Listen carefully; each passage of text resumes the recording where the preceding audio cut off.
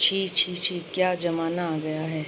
बहू ऐसे आधी टांग के कपड़ों में सास ससुर के सामने घूम रही हैं। क्या ही सिखा के भेजा होगा माँ बाप ने।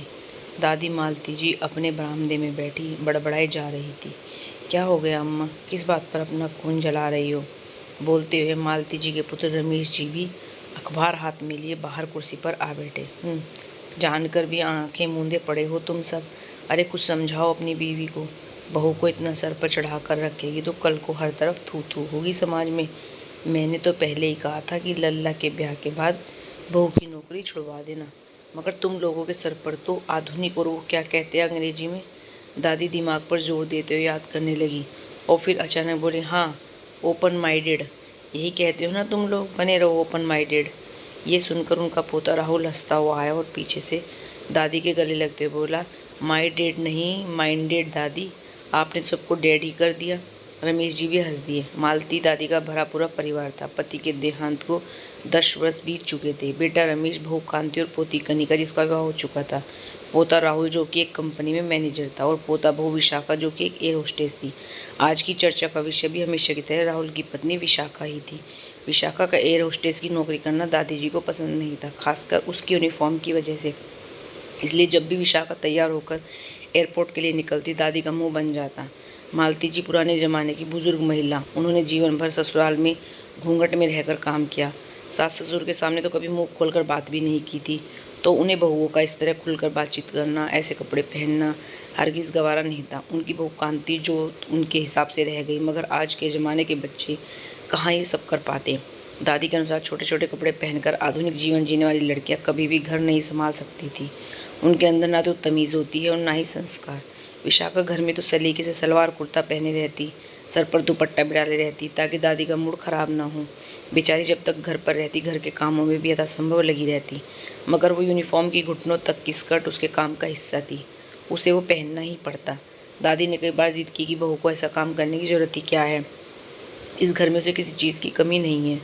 फिर बाहर जाकर इस तरह के कपड़ों में अनजान लोगों से मुस्कुराकर बातें करने, उन्हें खाना परोसने की क्या ज़रूरत है। मगर विशाखा ने बड़ी मेहनत करके ये नौकरी हासिल की थी। तनख्वाह भी काफ़ी अच्छी थी और खुद के पैसों से उसका आत्मविश्वास और आत्मसम्मान दोनों बना रहता। इसलिए उसने आगे भी नौकरी करने की इच्छा जताई। राहुल, रमेश जी और कांति जी ने तीनों ने उसके निर्णय में उसका साथ दिया। तो दादी की बात आई गई हो गई। ऐसे ही दिन निकल रहे थे। राहुल ऑफिस के काम से 10 दिनों के लिए कहीं बाहर गया हुआ था। इस बीच विशाखा ने छुट्टी ले ली थी ताकि वो राहुल की गैर हाजिरी में सबका ध्यान रख सके। इसी बीच कांति जी की भतीजी की शादी पड़ी। यूँ तो निमंत्रण से परिवार था, मगर दादी के घुटनों के दर्द की वजह से उनका जा पाना संभव नहीं था। तो विशाखा ने सुझाव दिया कि वो दादी के साथ घर पर ही रुक जाएंगी। रमेश और कांति जी शादी में चले जाएं। दादी को विशाखा का साथ सुहाता तो नहीं था, मगर मजबूरी में उन्होंने हाँ कह दी। रमेश और कांति 4-5 दिनों के लिए विवाह में शामिल होने चले गए। उनके जाने के दूसरे दिन ही दादी नहाते वक्त फिसल कर गिर पड़ी।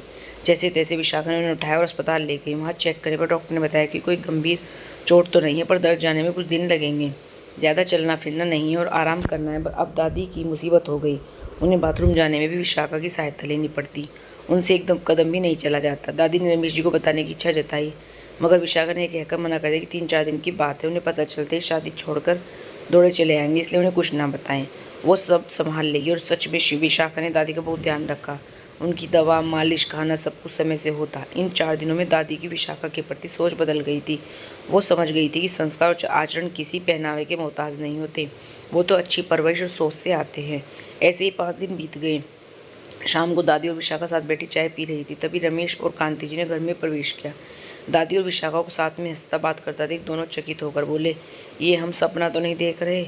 फिर दादी ने पूरी घटना बताई और सबसे माफ़ी भी मांगी। विशाखा ने दादी को गले लगा लिया। मित्रों, अक्सर हम लोगों के बारे में उनके पहनावे के आधार पर धारणा बना लेते हैं। जरूरी नहीं कि मॉडर्न कपड़ों में रहने वाला इंसान अच्छा नहीं है, और सोच घूंघट में रहकर भी खराब हो सकती है और स्कर्ट में रहकर भी विनम्र हो सकती है। धन्यवाद।